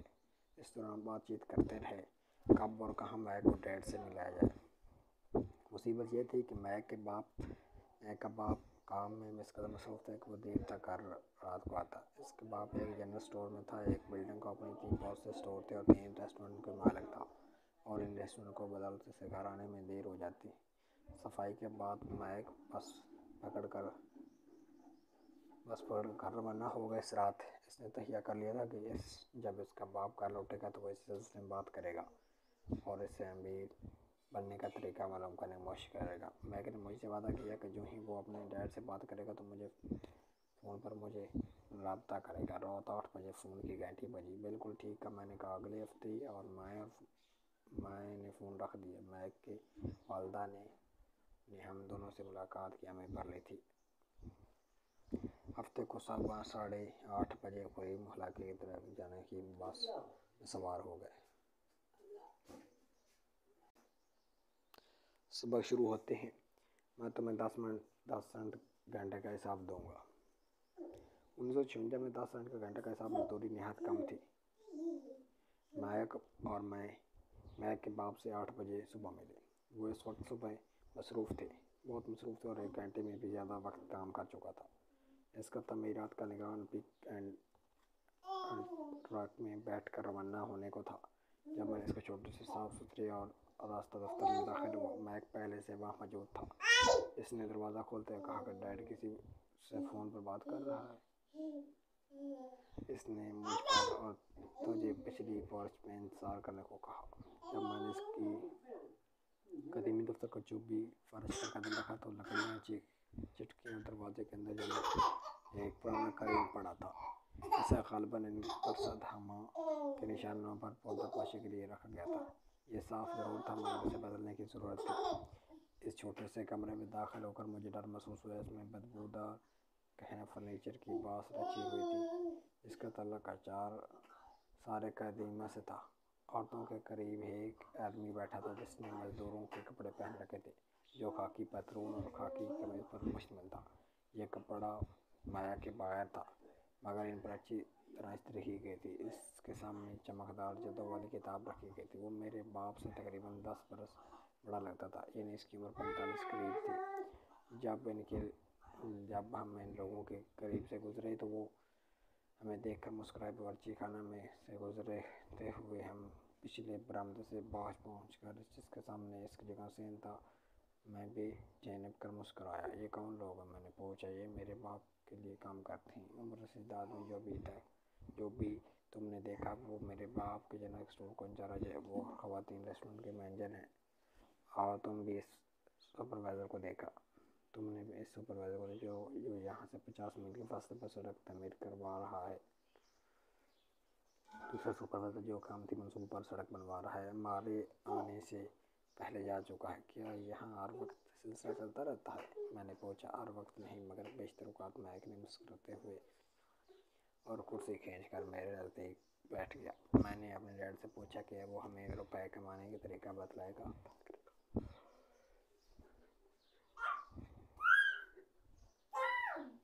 میں نے پوچھا۔ پہلے تو وہ عجیب تمسخر لہجے میں مسکرایا اور پھر کہنے لگا کہ وہ ہمیں ایک پیشکش کرے گا۔ اچھا، میں اپنی کرسی پر آگے پیچھے جھولتے ہوئے بولا اور میک میری کرسی سے یہی سلوک کر رہا تھا۔ کیا تمہیں پیشکش کے بارے میں علم ہے؟ میں نے کہا۔ تمہیں نہیں مگر جلدی تمہیں پتہ چل جائے۔ اچانک میک کا ڈیڈ اندر داخل ہوا۔ ہم دونوں اچھل کر کھڑے ہو گئے اور یہ کہ عزت افزائی کے لیے مانا گیا ہوں جس سے کہ تم دونوں تیار رہے ہو؟ میک کے باپ نے پوچھا۔ اس دوران ایک کرسی گھسیٹ کر ہمارے سامنے بیٹھ گیا۔ میں نے سر کو اس بات میں میں دی اور اندر سے گھبرایا ہوا تھا۔ اس مسکراہٹ اور الفاظ کے پیچھے پر اعتمادی اور قوت کا عنصر نمایاں تھا۔ وہ لمبا چوڑا آدمی تھا، اس کا وزن 200 پاؤنڈ سے کم نہ تھا۔ میرا ڈیڈ قد سے لمبا تھا اور اس کی برابر ہی تھا، اور میک نے ڈیڈ سے 5 سال بڑا تھا۔ دونوں یکساں دکھائی دیتے تھے۔ وہ ان کو صاف یکساں تھے۔ ہو سکتا ہے کہ دونوں ہی طاقت سے بھرپور تھے۔ میک کا کہنا تھا کہ تم پیسے کے بنانے کے ہنر جاننے کے شائق ہو. کیا یہ سچ بات ہے رابرٹ؟ ہاں یہ سچ ہے. اوکے، میری پیشکش یہ ہے کہ میں تمہیں پڑھاؤں گا مگر یہ پڑھائی اسکول کی روایتی تعلیم سے ہٹ کر ہوگی. تم میرے لیے کام کرو گے تو میں سکھاتا رہوں گا. اگر تم میرے لیے کام نہیں کرتے تو میں تمہیں نہیں پڑھاؤں گا. کام کے دوران تم جلدی سیکھ جاؤ گے، برعکس اس کے تم بیٹھے سنتے رہو اور بکواس کرتا رہو جیسے اسکول میں ہو رہا ہے. یہی میری پیشکش، اسے قبول کرو یا رد کرو. میں ایک سوال پوچھ سکتا ہوں؟ میں نے کہا. نہیں، کوئی سوال نہیں، ابھی اس وقت سے اپنا لو. میں مصروف آدمی ہوں، میرا ایک دفعہ قیمتی ہے، میں فضول معاوضے میں قیمت ضائع نہیں کر سکتا. ویسے بھی اگر تم میرے فیصلے کی کرنے کے فقدان ہیں تو تم پیسے بھی نہیں کما سکتے. موقع آتے آتے رہتے، وقت پر جلد فیصلہ کرنے کی اہلیت کو ایک اہم ہتھیار ہے. تم ایک تلاش میں تھے، میں نے تمہیں مہیا کیا تھا. یا تو اسکول یا دس میں شروع ہوتا ہے یا تو ختم ہو جاتا ہے. میک کے باپ نے ایک چبھتی مسکراہٹ سے کہا. میں اسے قبول کرتا ہوں، میں نے کہا. مجھے قبول ہے، میک نے کہا. بہت اچھا، میک کے ڈیڈ نے کہا. 10 منٹ میں مسز مارٹن یہاں پہنچنے والی ہیں. جب میں اس کے بات کروں تو تم دونوں اس کے ساتھ چل دینا. تم اسٹور میں کام کرو گے تو میں 10 سینٹ کے حساب سے مزدوری ملے گی اور تم ہفتے کے 3 گھنٹے کام کرو گے. مگر آج تو میری 100 فٹ بال گیم ہے، میں نے کہا. میک کے ڈیڈ نے کہا کہ تم سنجیدہ ہو کر یا قبول کر لو یا نکال کر دو. 100 فٹ بال پیسے کمانے اور کام کرنے کی ترجیح دیتا ہوں. 30 سینٹ ہوا. ایک نہایت سہانی ہفتے کے صبح 9 بجے ہم نے مسز مارٹن کے لیے کام کرنا شروع کر دیا. ہم ایک دل خاتون تھی. وہ ہمیں دیکھ کر ہمیشہ کہتی کہ اسے اپنے 2 بیٹے یاد آ جاتے ہیں جو بوڑھے ہو کر اس شور سے چھوڑ گئے تھے. بے شک مدرہ دل تھی، مگر میں اسے یقین تھا کہ وہ ہم سے خاصی مشقت کرواتی ہے. اسے کام دینا آتا تھا. 3 گھنٹے مسلسل ہم نے خوراک کے بند ڈبے کو شیلف سے اٹھایا اور ایک کی چاند جھاڑ پوچھ کر بہت بنانے میں واپس اسی جگہ رکھا اس نے ترتیب دیا. یہ ایک صبح کام تھا. میں کباب جسے میں اپنا بیر باپ کہہ کر پکارتا ہوں، اس کے ایک ایسے 9 فوڈ اسٹور تھے جن سے مٹھا بڑی بڑی کار پارکس تھی. 7-11 اسٹورز کی ابتدائی بنائے گئے جہاں ارد گرد لوگ ضرورت کی اشیاء یعنی دودھ، ڈبہ روٹی، مکھن، سگریٹ وغیرہ خریدتے. مصیبت یہ تھی کہ جو ظاہر ہوئی خریدتے اس وقت تک ایئر کنڈیشنر ایجاد نہ ہوئے تھے اور گرمی کی وجہ سے ان اسٹور کو اپنے دروازے کھلے رکھنے پڑتے تھے. اور اسٹور کی دونوں جانب دروازے کھلے رکھنے پڑتے تھے کیونکہ دروازے سے گاہک آتے داخل دوسرے سے پارکنگ شیڈ میں چلے جاتے. ہر دفعہ جب کوئی کار آ کر پارکنگ شیڈ میں کھڑی ہوتی تو مٹی کے گرد و غبار کا ایک بادل اٹھتا اور اسٹور کے اندر رکھی ہوئی چیزیں اشیاء بطول تہلم تھی. چنانچہ ہمیں اس وقت تک کرنا تھا جب تک ایئر کنڈیشنر دستیاب نہ ہو جاتے. 3 ہفتے تک باقاعدگی سے ہم مسز مارٹن کے پاس حاضری دیتے رہے. 3 گھنٹے کام کرتے تھے. باہر ہمارا کام ختم ہو جاتا اور یونیورسٹی میں 10 سینٹ کی سکہ تھما دے دیتے تھے کہ 1950 میں 30 سینٹ بھی نہ تھی. ان دونوں کے بک بکس میں قیمت 10 سینٹ تھی. چنانچہ میں اپنے پیسوں میں چند خریدنا اور چلا جاتا. چوتھے ہفتے کے بدھ کو تک کام چھوڑنے پر تیار تھا. میں صرف اس لیے کام پر راضی ہوا تھا کہ میک کے ڈیڈ پیسے کمانے کا طریقہ سیکھنے جاتا تھا اور جو 10 سینٹ گھنٹہ کا غلام ہوتا تھا اس طرح کی ہے کہ آج تک اس نے ذات شریف کی شکل تک نظر نہ آئی. دوپہر کھانے پر میک نے اسے کہا کہ میں کام چھوڑ رہا ہوں. اسکول کا کھانا بھی خراب ہے. یہاں تک کہ پڑھائی سے مجھے دلچسپی نہ رہی اور ہفتہ کو سافٹ بال کھیل کر میں جو تھوڑی بہت تفریح کر لیتا تھا وہ بھی ختم ہو چکی تھی. مجھے تک 30 سینٹ پہنچتے ہیں. اس دفعہ مسکرا کر بولا، تمہیں کیوں ہنسی آ رہی ہے؟ میں نے مایوسی سے پوچھا کہ ڈیڈ کہا کہ ایسا ہو کار اس انتظار میں تھا کہ اب تم کب ہار مانتے ہو اور اب تمہیں ان سے ملنا ہے. کیا میں نے غصے سے کہا. میرے تنگ آنے کا منصور تھا. میک نے کہا، میرا ڈیڈ مختلف ہے. جس میں سے جس طرح پڑھاتا ہے اس کا طریقہ الگ ہے. تمہارے ماں باپ 15 دل سے بات کرتے ہیں میرا باپ مشتبہ تھوڑی بات کرتا ہے تک تم انتظار کرو، پھر اسے بتلاؤں گا کہ تم اس بار ملنے کے تیار ہو۔ کہنے کا مطلب یہ ہے کہ یہ سب جان کر بوجھ کر کیا گیا تم نہیں، بالکل ایسا نہیں، بلکہ ہاں، لیکن بات تھوڑا پر کیا گیا ہفتے کو میرے باپ اس بارے میں بات کریں گے۔ ہفتے کے روز قطار میں بیٹھ کر ملاقات کے لیے انتظار۔ میں اس کے سامنے اور اس سے ملنے کے لیے تیار تھا۔ میرا حقیقی بھی اس سے ناراض تھا۔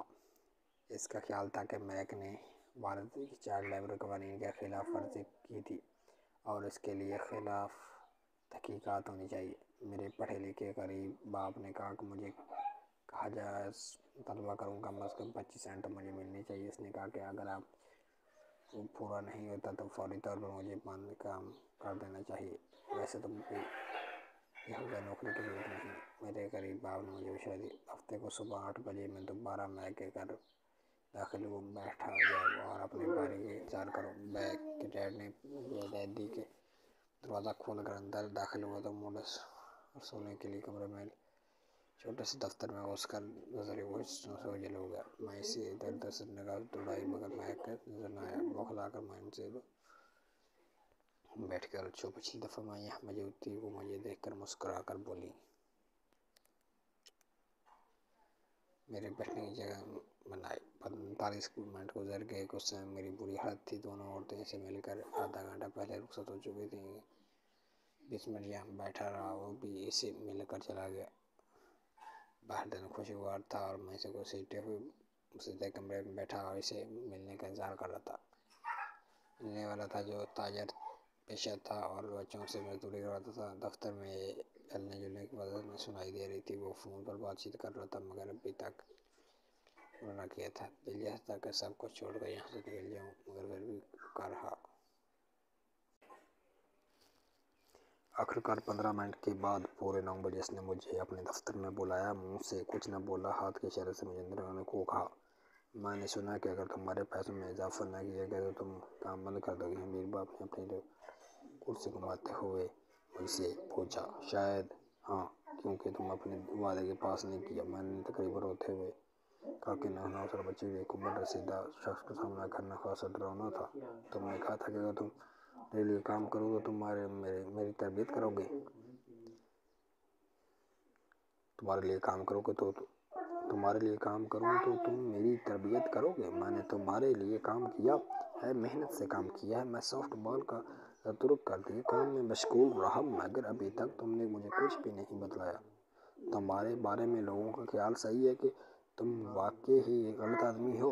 تم لالچی ہو، تم سارا پیسہ خود کمانا چاہتے ہو اور تمہیں اپنے ملازمین کا کچھ بھی خیال نہیں۔ تم انتظار کرواتے ہو اور مجھے تھوڑی سی عزت دینے کے بھی روادار نہیں۔ میں چھوٹا سا لڑکا ہوں، بہت سلوک کا مستحق ہوں۔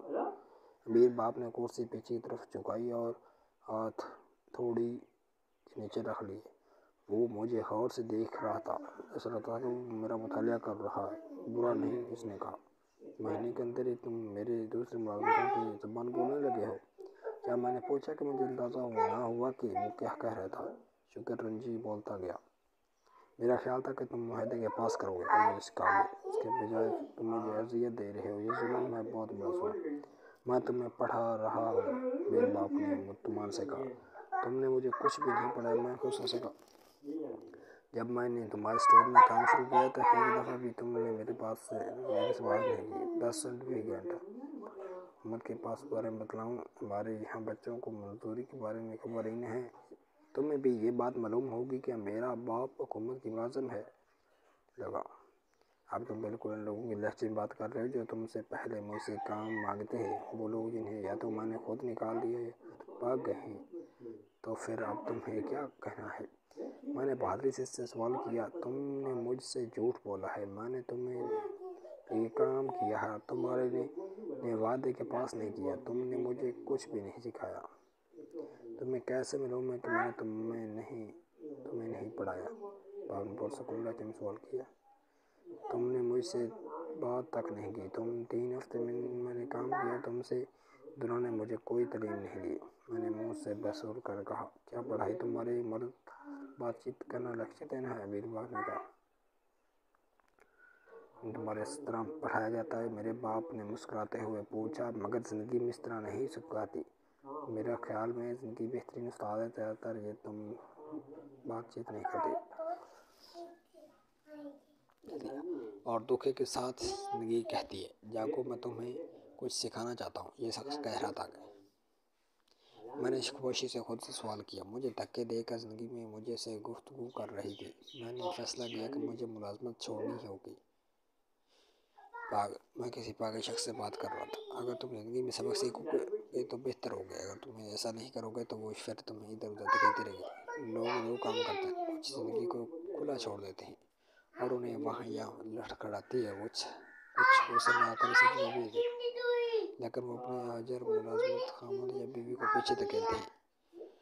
انہیں احساس نہیں ہوتا کہ انہیں دھکے دے کر انہیں زندگی مار رہی ہے۔ مجھے اس بکواس میں کچھ سمجھ نہیں آ رہی تھی۔ ہم سب کو زندگی دھکیلتی ہے، کچھ ہار مان لیتے ہیں، کچھ مقابلہ کرتے ہیں، کچھ سبق سیکھتے ہیں اور آگے بڑھ جاتے ہیں۔ وہ چاہتے ہیں کہ زندگی سے ان کا سلوک کرے۔ یہ وہ لوگ جنہوں کو کچھ حاصل کرنے اور سیکھنے کی خواہش ہوتی ہے، وہ سیکھنے میں آگے بڑھ جاتے ہیں، کچھ ہتھیار ڈال دیتے ہیں اور کچھ تمہاری طرح آگے سے مقابلہ کرتے ہیں۔